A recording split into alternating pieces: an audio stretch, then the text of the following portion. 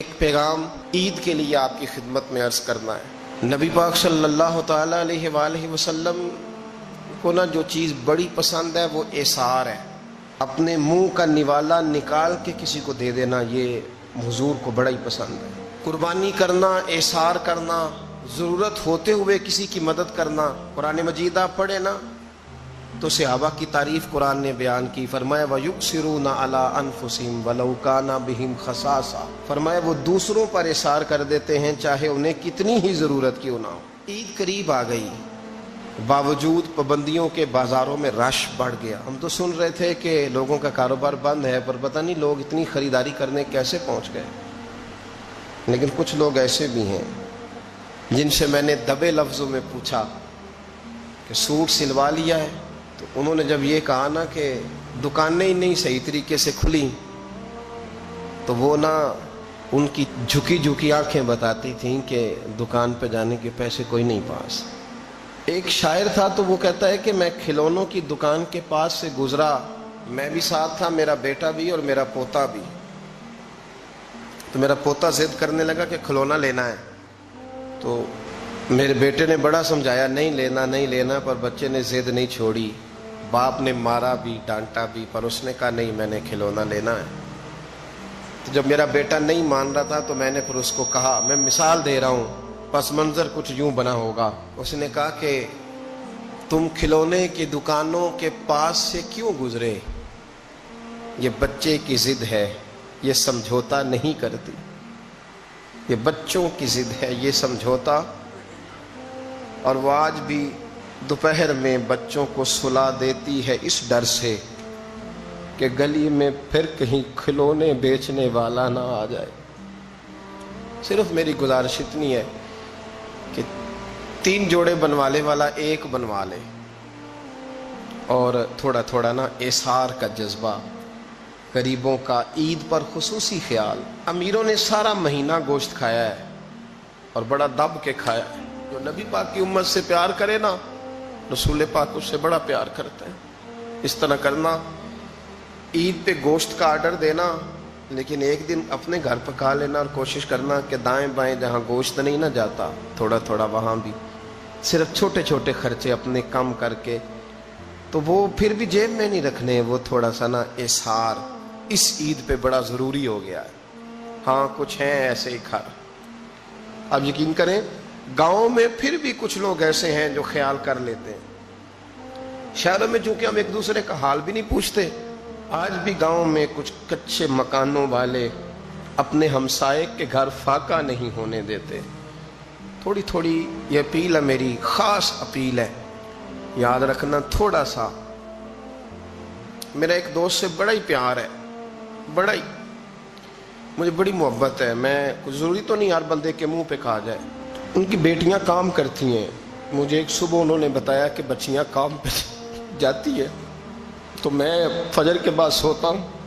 اس دن میں سو نہیں سکا، بڑا میں اذیت میں آ گیا۔ میں نے کہا کہ بیٹیاں تو میری بھی ہیں نا، تو اس لیے یہ تھوڑا سا مہربانی کریں، خدا را تھوڑا سا امت کا درد بھی محسوس کریں۔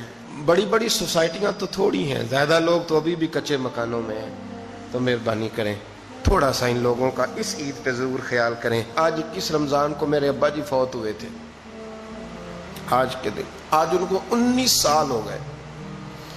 اب 19 سال پہلے میں کہاں تھا آپ سوچ سکتے ہیں۔ تو میں نے بڑے ان کے جانے کے بعد راتیں بھی دیکھی ہیں، اور میں نے ان کے جانے کے بعد بڑے کٹھن معاملات بھی دیکھے ہیں۔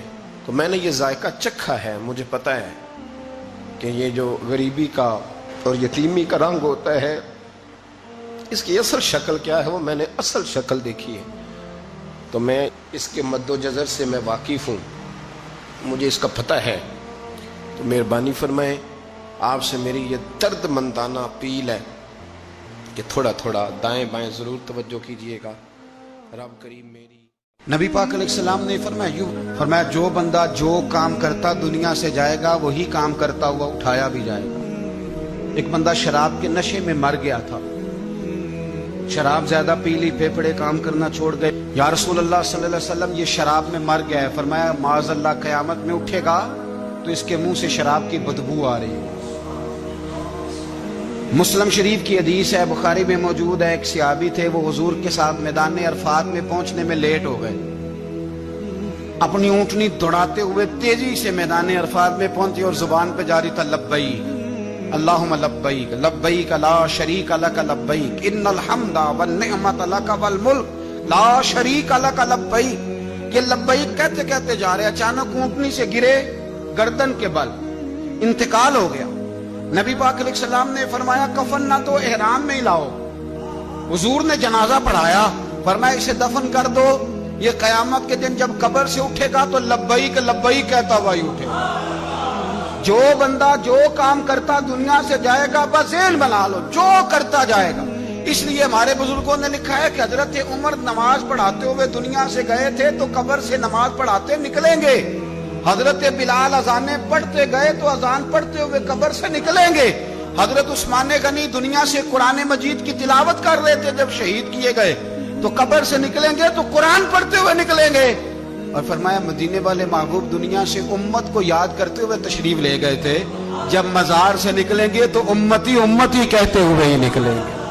ہر نظر کانپ اٹھے گی محشر کے دن، خوف سے ہر کلیجہ دہل جائے گا، پروڑ کر وہ کالی کملی آ جائیں گے، سارے محشر کا نقشہ بدل جائے گا.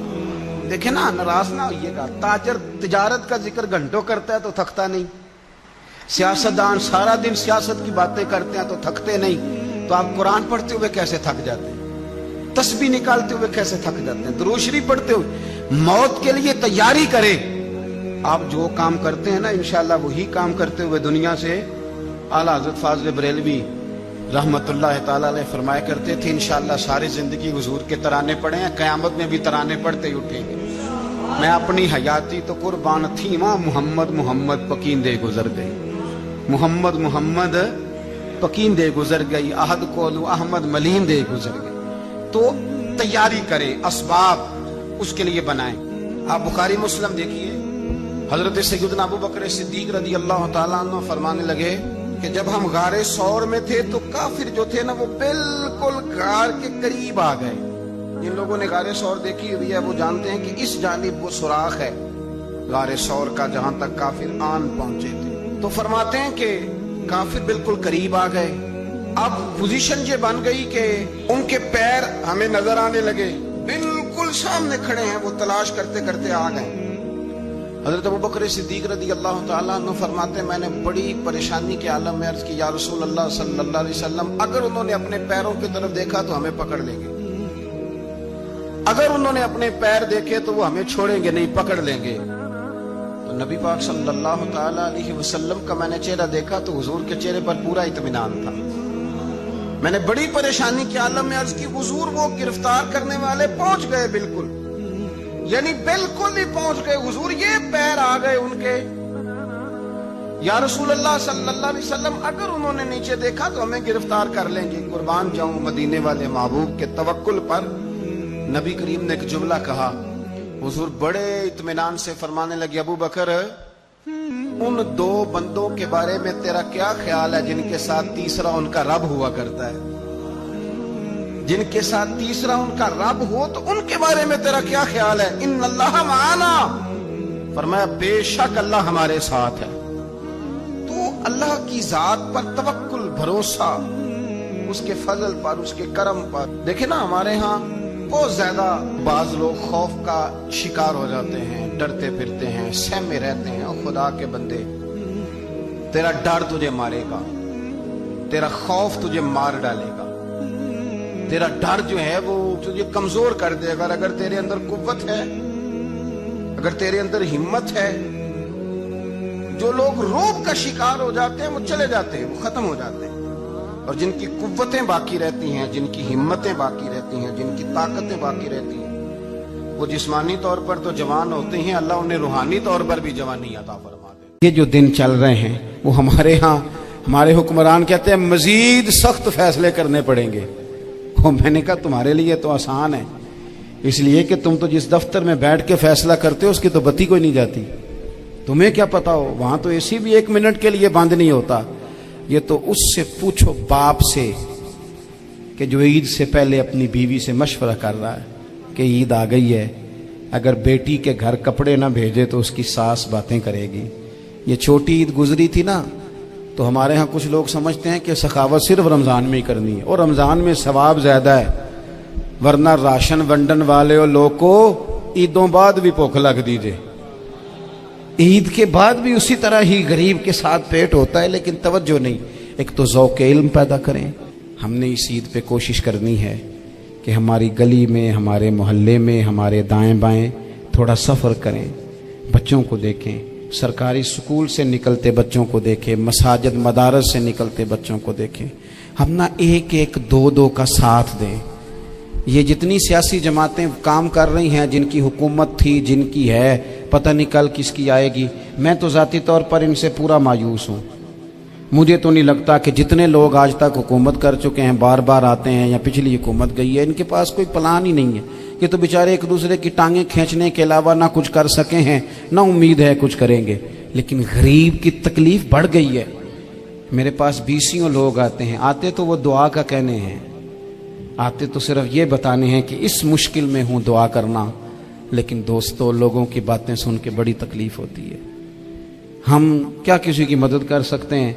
हमारे लिए तो मदारस चलाने मुश्किल हैं, लेकिन लोग अजियत का शिकार हैं। ज़हनी कर्ब के नीचे लोग आ गए, इतनी बड़ी अजियतें खड़ी कर दी गई हैं। थोड़ा थोड़ा देखो, 2 का खाना 3 भी तो खा ही सकते हैं ना, 3 का खाना 4 भी तो खा ही सकते हैं ना। मेरे महबूब ने हमें ये नहीं कहा था ज़्यादा गोश्त पकाना, बल्कि रसूल पाक ने तो रंग ही बड़ा सादा दिया है। करीम ने फरमाया, आयशा शोरबा ज़रा ज़्यादा कर लो, पड़ोसियों को भी सालन दे देंगे, थोड़ा शोरबा ज़्यादा कर लो, इसी को बढ़ा लो, थोड़ा शोरबा बढ़ा लें, थोड़ा थोड़ा एक दूसरे की मदद करें, दस्त शफकत रखें। गलियों में सुनसान लोग, अब तो लोग एक दूसरे से दुख भी नहीं कहते, वो कहते हैं देना किसी ने है कुछ नहीं, और तमाशा अलग से बन जाएगा। दोस्तों, हमने खुद एक दूसरे का हाथ बटाना है।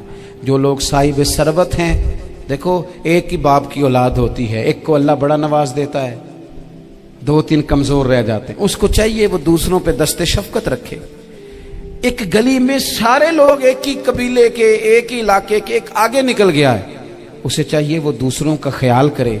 अजीज भाइयों, हमने इस कमर तोड़ महंगाई के दौर में, तकरीर तो मैं कर रहा हूं, ये किसी और ने कैसे शुरू कर दी? इस वक्त मेरा टाइम है जी तकरीर का, और कोई नहीं करेगा, खामोशी से बैठे, अल्लाह आपको जज़ाए खैर दे। आप लोग अगर बैठ जाएंगे तो अच्छा रहेगा, पिछलों को भी आसानी हो जाएगी।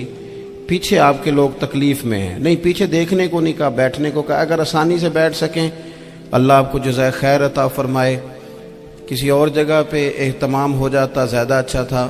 कुछ थोड़ी सी दुश्वारी अहबाब को हुई, लेकिन कई दफ़ा दूर से बंदा चल के आए तो उसे नमाज का ज़्यादा सवाब होता है। तो आप थोड़ा सा, हमारा गुफ्तगू का वक्त है, लंबा नहीं, आप अगर इत्मीनान से बैठ जाएंगे तो 2-4 बातें अपनी बिसात के मुताबिक अर्ज़ करने की कोशिश करूँगा। अल्लाह तौफीक अता फरमाए। सबसे पहली बात तो यह है कि ये दस्तार फजीलत है तलबा का। इल्म का लुग़वी माना जानने के होते हैं। इल्म हासिल किया जाता है किसी चीज़ की मारिफत को हासिल करने के लिए। जब हम कोई इल्म हासिल करते हैं तो हम ये चाहते हैं कि हमें उस चीज़ के नफ़ा और नुकसान का पता चल जाए। और जब हम दीनी इल्म हासिल करते हैं तो उसका मकसद ये होता है कि हमें रज़ाइल और खसाइल इन दोनों की खबर हो जाए। खैर क्या है, शर क्या है, उसमें तमीज़ का मलका हमें नसीब हो जाए। अच्छाई और बुराई खुलकर हमारे सामने वाज़े हो जाए, ये मकसूद होता है इल्म से। इल्म से, तालीम से मकसद ज़्यादा बातें करना नहीं होता। एक आदमी बहुत ज़्यादा बातें करता है तो शायद बड़ा आलिम है, एक शख्स बहुत ज़्यादा गुफ्तगू करता है तो उसके पास मालूमात ज़्यादा, ऐसा नहीं। बल्कि हज़रत अब्दुल्लाह इब्न मसूद रदी अल्लाह तआला अन्हु से जब किसी ने पूछा था कि बड़ा आलिम कौन होता है, تو آپ فرمانے لگے جو رب سے زیادہ ڈرے وہ بڑا عالم ہے. اور دلیل انہوں نے یہ دی کہ اللہ کریم نے قرآن مجید میں فرمایا ہے کہ انما یخشی اللہ من عبادہ العلماء، اللہ کے بندوں میں سے جو عالم ہیں وہ رب سے ڈرتے ہیں. تو دینی تعلیم، اس کی معلومات حاصل کرنے کی کوشش کریں، صحیح کریں. قرآن مجید کی ایک آیہ کریمہ کا کچھ حصہ جو میں نے تلاوت کیا، اس میں اللہ کریم نے فرمایا اپنے محبوب سے، کہا وَقُلْ رَبِّ زِدْنِی عِلْمًا، اے محبوب آپ میری بارگاہ میں یہ دعا مانگیں، آپ یہ عرض کریں کہ اے رب میرے علم میں اضافہ کر دے، اے مالک میرے علم میں اضافہ کر دے. بہت ساری چیزیں ایسی ہوتی ہیں جن کی زیادتی ٹھیک نہیں ہوتی، وہ زیادہ ہو جائیں تو نقصان کرتی ہیں. لیکن علم ایک ایسی چیز ہے کہ جس کے بارے میں رب کریم نے کہا کہ محبوب آپ دعا مانگیں کہ آپ کو زیادہ علم دیا جائے. اور پھر علم ایک ایسی چیز ہے کہ کوئی بھی آدمی یہ دعویٰ نہ کرے کہ میں نے بڑا حاصل کر لیا ہے، میری اب تکمیل ہو گئی ہے، میں اب مکمل ہو گیا ہوں. جن کو اللہ نے غیب کے خزانوں کی کنجیاں دی ہیں نا، ان سے بھی رب کریم نے کہا ہے کہ محبوب آپ دعا کریں کہ مالک میرے علم میں اضافہ کر دے. تو جب وہاں تک یہ بات ہے تو پھر عام آدمی کو بھی چاہیے کہ وہ اپنی معلومات میں اضافے کا شوق پیدا کرے. اور تیسری بات یہ کہ جو حضور کے علم شریف پر بات کرتے ہیں وہ بھی اس آیت سے سیکھیں کہ حضور کا علم تو ہر روز رب اس میں اضافہ فرما رہا ہے، تو ہر روز اضافہ ہو رہا ہے. وَلَلْآخِرَةُ خَيْرٌ لَكَ مِنَ الْأُولَىٰ، ہر روز ترقی ہو رہی ہے حضور کے علم شریف کی بھی. تو ہمارے ہاں زیادہ تر لوگ بات اس لیے سیکھتے ہیں کہ میں کوئی کہیں سے مسئلہ سیکھوں گا پھر جا کے اپنی مسجد کے امام کو تنگ کروں گا کہ وہاں تو میں یہ سن کے آیا ہوں تو یہاں یہ کام کیوں نہیں ہوتا. میں کوئی بات سیکھوں گا تو پھر میں اس سے بحث کا دروازہ کھولوں گا. علم کا مطلب ہی اپنے آپ کو سنوارنا ہے. معلومات حاصل کرنے کا مطلب یہ کہ آپ کے عمل میں پختگی آئے، آپ کے کردار میں پختگی آئے، آپ نے جو سیکھا ہے آپ اس کے مطابق اپنے آپ کو ڈھالیں. مسلم شریف میں موجود ہے، نبی پاک صلی اللہ علیہ وسلم نے دعا مانگی ہے، اے اللہ میں اس علم سے تیری پناہ مانگتا ہوں جو علم تو ہو پر نفع والا نہ ہو. جس بندے کے علم نے اسے نفع نہیں دیا، وہ کچھ سیکھ نہیں سکا اس سے، تو اس کا علم کسی کو کیا نفع دے گا. جب خود سے اس نے، اور صوفیہ کرام تو فرماتے ہیں کہ جو لوگ بڑی معلومات حاصل کر لیں، بڑی باتیں سیکھ لیں، پنچایت میں کسی کو بولنے نہ دیں، گھر میں کسی کو بولنے نہ دیں. بہت سارے لوگ تو علماء کو بھی مشورہ دیتے ہیں، بڑی باتیں کرے لیکن عمل کے لحاظ سے بندہ زیرو ہو تو اہل دل فرماتے ہیں اس کی صحبت سے بچو. اسے بڑا پتہ ہے، بڑی باتیں آتی ہیں، بڑی باتیں کرتا ہے، لیکن گفتگو کی حد تک تو بہت بڑا ہے، عمل کے معاملے میں صفر ہے. بہت سارے لوگ مسجد کے حجرے میں میٹنگ ہو رہی ہوتی ہے اور وہ لمبی لمبی دلیلیں اور مشورے دے رہے ہوتے ہیں، نماز کا ٹائم آ جائے تو اٹھ کے چلے جاتے ہیں، کہتے ہیں میں اپنے محلے دی مسیتیں پڑھنی. کئیوں کو کام یاد آ جاتا ہے. فرمایا کہ شخص کے پاس معلومات بڑی ہوں لیکن عمل کے معاملے میں بندہ زیرو ہو تو اسے بچنا کیوں؟ اس لیے کہ اگر پڑھا لکھا آدمی بے عمل ہونا تو وہ اپنی بے عملی پر بھی دلیلیں پیش کرتا ہے. وہ کہتا ہے میں یہ کام نہیں کرتا تو یہ میرے پاس دلیل ہے. وہ تو بے عملی کو بھی مزین کر دے گا معاذ اللہ. تو دینی تعلیم ایک تو حاصل اس لیے کریں کہ ہم نے اپنے آپ کو سنوارنا ہے، اور دوسرا علم کا شوق طبیعت میں ہو. دیکھیں نا، اللہ کے حبیب صلی اللہ علیہ وسلم نے فرمایا ہے کہ جو علم کے رستے پہ چل پڑا وہ جنت کے رستے پہ چل پڑا ہے. جمعوں میں، محفلوں میں کانوں کے ذائقے کے لیے نہ آئیں، اس لیے آئیں کہ میرے علم میں، میرے عمل میں یہ کوئی اضافے کی بات بنے گی، میں کوئی نصیحت حاصل کروں گا تو میرے دل کا زنگ اترے گا. ہمارے ہاں یہاں لوگ مزے کے لیے آتے ہیں اور آج کل لوگ فوٹو کے لیے آتے ہیں. ان دو کاموں سے نکل کر خالص اصلاح کی نیت سے علم کا شوق. ہمارے ہاں تیزی سے ایک حرکت کی گئی، علماء کا وقار خراب کیا گیا. اور لوگوں کو دینی علوم سے دور کیا گیا. اور اس میں بعض بیچارے واعظین اور خطباء نے بھی کردار ادا کیا جب جعلی پیر کی تعریفیں کھول کے کی اور اسے پتہ نہیں کہاں تک. یہ اسٹیج جو ہوتے ہیں نا, ان میں کوئی بندہ اچھا لگے بھی تو اس کے لیے دعا کرنی چاہیے, تعریفیں نہیں کرنی چاہیے. تعریفیں اس کا کوئی فائدہ نہیں ہے. اس بندے کو تو دعا کا فائدہ ہے. اگر آپ کو اچھا لگ رہا ہے تو اسے دعا دیں, اس سے زیادہ کچھ نہیں کریں. اور ہمارے ہاں جناب وہ نقیب محفل بیچارے کی شامت آ جاتی ہے اگر تعریفیں تھوڑی کرے تو کہتے ہیں انہوں تو نام ہی نہیں لینا ہوں. اور بھائی اس کے نام لینے سے آپ کا قد اونچا ہوتا ہے. تو علم اور عالم ان دونوں چیزوں سے قوم کو دور کیا گیا. دینی تعلیمات کا فقدان ہے. جو میٹرک تک لوگ 60-70 کتابیں پڑھ جاتے ہیں انہیں بھی قرآن پاک ٹھیک سے نہیں پڑھنا آتا.